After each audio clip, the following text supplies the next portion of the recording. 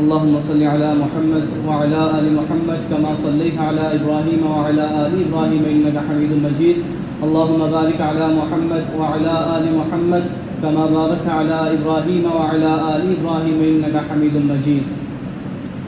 حضرات محترم، جیسا کہ پچھلے جمعے بھی میں نے ذکر کیا تھا کہ جامعہ اشرفیہ سے صلاح متاثرین کے امداد کے سلسلے میں قافلہ روانہ ہوا، تو ابھی ایک اور قافلہ بالکل تیار ہے، اور حضرت مولانا حافظ فضل الرحیم اشرفی صاحب نے دعاؤں کے لیے بھی کہا کہ اس کے لیے دعا کرنی ہے. پہلے تو یہ قافلہ گیا تھا جنوبی پنجاب کی طرف، اب یہ قافلہ جائے گا KPK کے ایریے میں، ڈیرہ اسماعیل خان والے ایریے میں.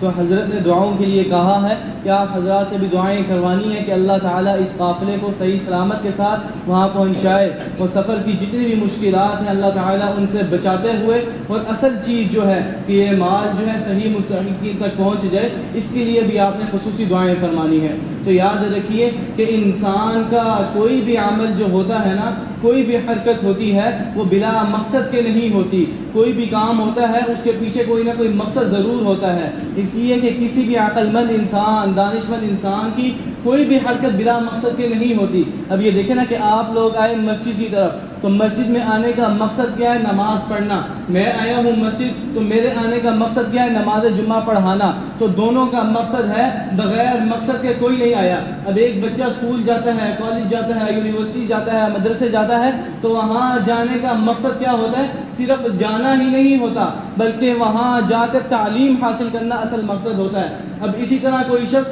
خانقاہ میں جاتا ہے، اپنے پیر کے پاس جاتا ہے، اپنے استاذ کے پاس جاتا ہے، تو وہاں جانے کا اصل مقصد کیا ہوتا ہے؟ کہ اپنی ٹیوننگ کروانا. اب یہ دیکھیں نا کہ ہم موٹر سائیکل کی ٹیوننگ کرواتے ہیں، گاڑیوں کی ٹیوننگ کرواتے ہیں، تو اسی طرح یہ انسان کا وجود، یہ بھی ایک مشینری ہے، اس کی بھی ٹیوننگ کی ضرورت ہوتی ہے. تو وہ اپنے پیر کے پاس جاتا ہے، اپنے مربی کے پاس جاتا ہے، تو وہاں جا کے مقصد کیا ہوتا ہے؟ اپنے باطن کی اصلاح کرنا، اپنی اخلاقی تربیت کروانا. تو وہاں جانے کا مقصد یہ ہوتا ہے. اب اسی طرح بعض حضرات یہ ہوتے ہیں جو دعوت و تبلیغ کے سلسلے میں نکلتے ہیں، تو ان کا مقصد کیا ہوتا ہے؟ کہ کسی نہ کسی طریقے سے اللہ کے بندوں کا اللہ کے ساتھ تعلق جوڑ دیا جائے، اللہ کے بندوں کا اللہ کے ساتھ تعلق جوڑ دیا جائے. تو یہ مقصد ہوتا ہے، مقصد سیر سپاٹا نہیں ہوتا. اصل مقصد کیا ہے؟ کہ اللہ کے بندوں کا اللہ کے ساتھ تعلق جوڑنا. تو اس راستے کے اندر جب نکلتے ہیں تو پھر تکلیفیں بھی آتی ہیں، مشکلات بھی آتی ہیں، مصیبتیں بھی آتی ہیں. تو اس مصیبتوں کے آنے کی وجہ سے یہ لوگ جو ہوتے ہیں یہ تبلیغ کے منہج سے، تبلیغ کے طریقے سے ہٹ جاتے ہیں. اس لیے کہ تبلیغ کا منہج کیا ہے؟ برداشت کر کے چلنا. اب یہ دیکھیں نا کہ تبلیغ یہ کل کتنے الفاظ ہیں؟ 5 الفاظ ہیں، تا، با، لام، یا، غین. یہ تبلیغ کل 5 الفاظ ہیں. ان 5 الفاظ کے اندر یہ تبلیغ کا منہج موجود ہے. کہ تبلیغ کا منہج کیا ہے؟ وہ منہج یہ ہے کہ سب سے پہلے کیا ہے؟ تا. تو تا کا مطلب کیا ہے؟ کہ انسان جب بھی اس راستے میں نکلتا ہے تو انسان کے مقابلے میں شیطان آ جاتا ہے. اس لیے کہ انسان اس راستے میں نکلا اللہ کے لیے، تو انسان کا دشمن، ازلی دشمن، کہ جس کی دشمنی کو اللہ نے کھول کھول کر بیان کیا، تو وہ اس کے مقابلے میں آتا ہے. تو جب وہ اس کے مقابلے میں آئے گا تو پھر انسان کے سامنے تکلیفیں بھی آئیں گی. تو تبلیغ کا پہلا نقطہ کیا؟ تا. تو مطلب کیا کہ اس راستے میں پہلا قدم اٹھتے ہی تکلیفیں آئیں گی. تو اس کے بعد کیا؟ با. کہ جب تکلیفیں آئیں، تکلیفیں آنے کے بعد برداشت کرنا، یہ بھی تبلیغ کا منہج ہے، تبلیغ کا طریقہ ہے. اب بعض حضرات اس طرح ہوتے ہیں کہ جب کوئی تکلیف آتی ہے، کوئی مصیبت آتی ہے، تو وہ آپے سے باہر نکل جاتے ہیں، غصے میں آتے ہیں تو غلط فیصلہ کرتے ہیں. تو غلط فیصلے کا نتیجہ کیا ہوتا ہے؟ کہ غلط اثرات مرتب ہوتے ہیں. خود بھی تکلیف اٹھاتے ہیں اور اپنے ساتھ تکلیف اٹھانے کے تبلیغ کے منہج کو، تبلیغ کے طریقے کو، تبلیغ کے راستے کو بھی بدنام کرتے ہیں. تو اسی لیے دوسرا نقطہ کیا ہے؟ کہ تکلیفیں آئیں برداشت کرنا ہے. تو پھر تیسرا کیا؟ لام. تبلیغ. تیسرا کیا؟ لام. کہ تکلیفیں آئیں برداشت کیا، اس کے باوجود بھی اس راستے میں لگے رہنا ہے، اس راستے کو چھوڑنا نہیں. تو مجھے اس حوالے سے حکیم الامت حضرت تھانوی رحمہ اللہ کا وہ ملفوظ یاد آ گیا. فرماتے تھے کہ اپنے مسلک کو چھوڑو نہیں، کسی کے مسلک کو چھیڑو نہیں. ابھی دیکھیں نا کہ انسان اپنی چیز کو چھوڑے نہیں، کسی کے اس میں عمل دخل نہ دے، تو پھر کسی بھی قسم کا کوئی مسئلہ کھڑا نہیں ہوتا. مسئلہ کب ہوتا ہے؟ کہ جب انسان کسی اور کے کام میں ہاتھ ڈالتا ہے، تو تب پھر تکلیفیں بھی آتی ہیں، مصیبتیں بھی آتی ہیں. تو مطلب کیا کہ جب تکلیفیں بھی آئیں، برداشت بھی کیا، تو اس راستے میں لگے رہنا ہے، اس راستے کو چھوڑ چھوڑنا نہیں.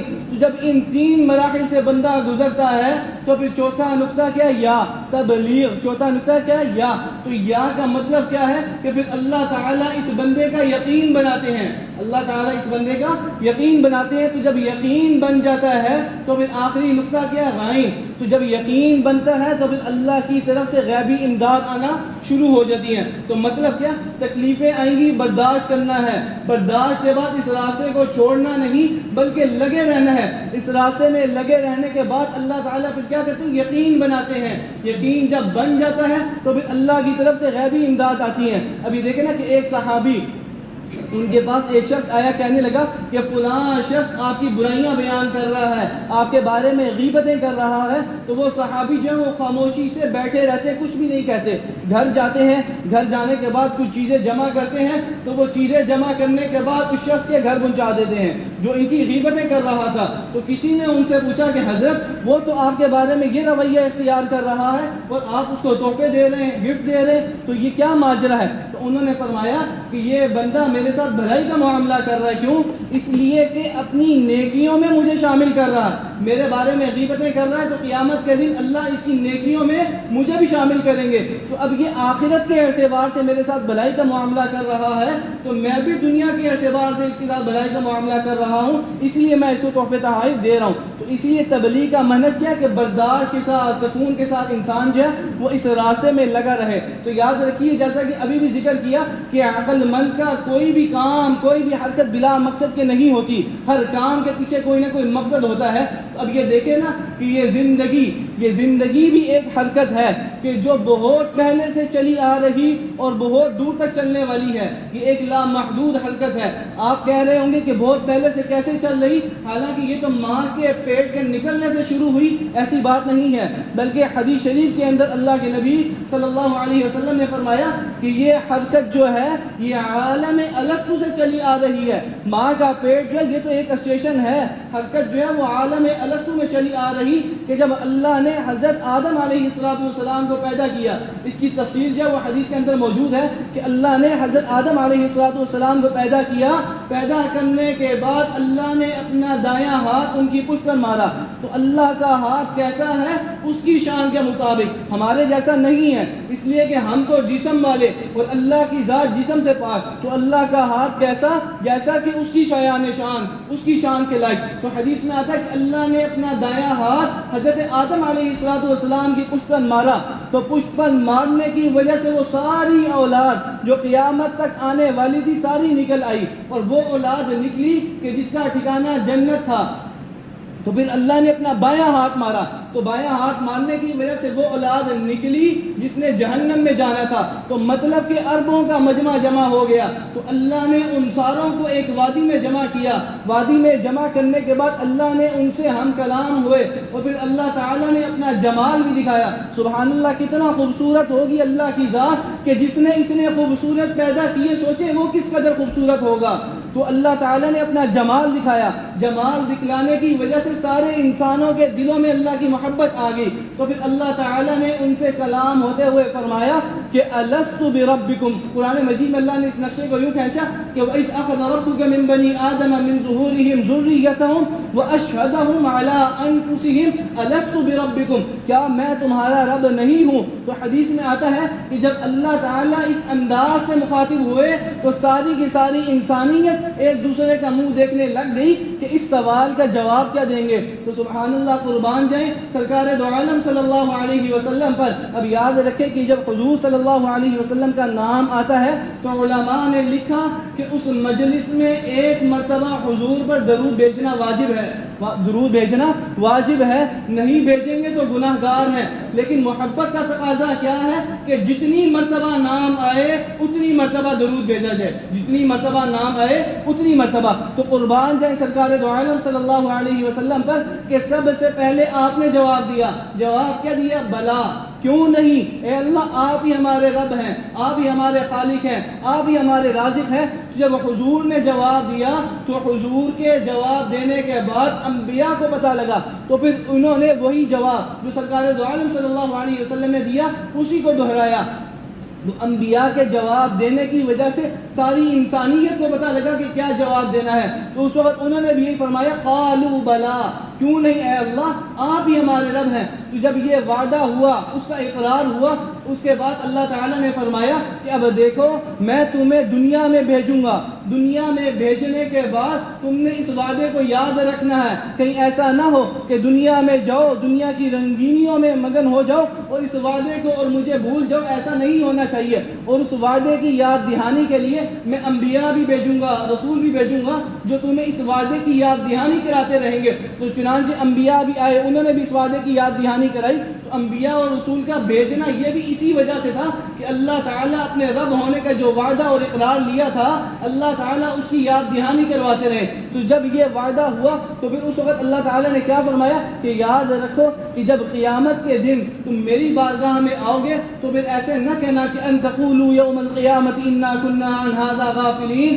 کہ ہمیں تو پتہ ہی نہیں تھا کہ کوئی رب بھی ہے، کوئی اللہ بھی ہے، کوئی خالق بھی ہے، کہ ہمارے پاس تو کوئی آیا ہی نہیں، کوئی نبی بھی نہیں آیا، کوئی رسول بھی نہیں آیا جو ہمیں آپ کی ذات کے بارے میں تعارف کرواتا رہے.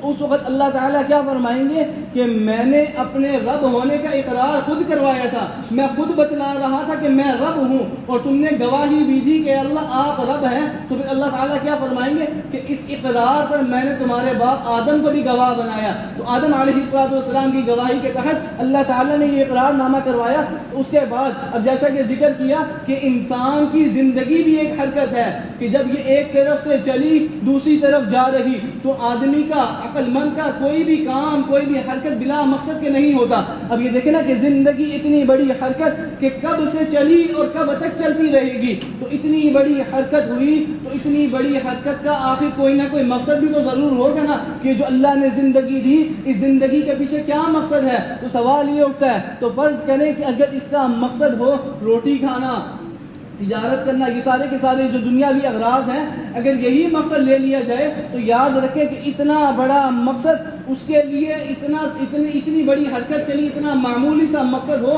یہ اس کو چسپا نہیں دے رہا. اس لیے کہ کھانا پینا تو جانوروں کا کام بھی ہے، وہ بھی اس مقصد میں لگے ہوئے ہیں. تو انسان کو پیدا کرنے کا مقصد جو ہے وہ یہ نہیں ہے. تو پھر سوال یہ اٹھتا ہے کہ انسان کو اللہ نے کس لیے پیدا کیا. تو یاد رکھیے قرآن مجید میں اللہ تعالیٰ نے اس کا جواب خود دے دیا کہ وما خلقت الجن والانس الا لیعبدون، کہ یہ جتنی بڑی حرکت ہوئی تو اتنی بڑی حرکت کا مقصد بھی بہت بڑا ہے. تو وہ مقصد کیا ہے کہ وما خلقت الجن والانس الا لیعبدون. اللہ تعالیٰ فرما رہے کہ انسانوں کو، جنات کو یہ جو میں نے پیدا کیا تو اپنے لیے پیدا کیا ہے کہ یہ اس دنیا میں جا کر میری بندگی کریں، میری عبادت کریں. تو اصل مقصد ہمارے سامنے آ گیا. اصل مقصد زندگی کیا ہے کہ اللہ کی عبادت کرنا، اللہ کی بندگی کرنا. تو چلیں جی اب وقت بھی پورا ہو گیا تو انشاءاللہ اگلے جمعے میں چلے گا کہ مقصد زندگی اللہ کی عبادت کیوں ہے.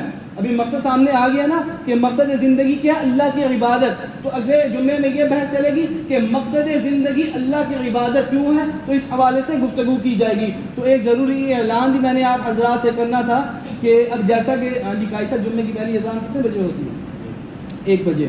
تو جمعے کی پہلی اذان ہوتی ہے 1 بجے. اور مسئلہ یہ ہے کہ جب جمعے کی پہلی اذان ہو جائے تو اس کے بعد تجارت سے لے کر ہر معاملات کرنا گناہ ہے.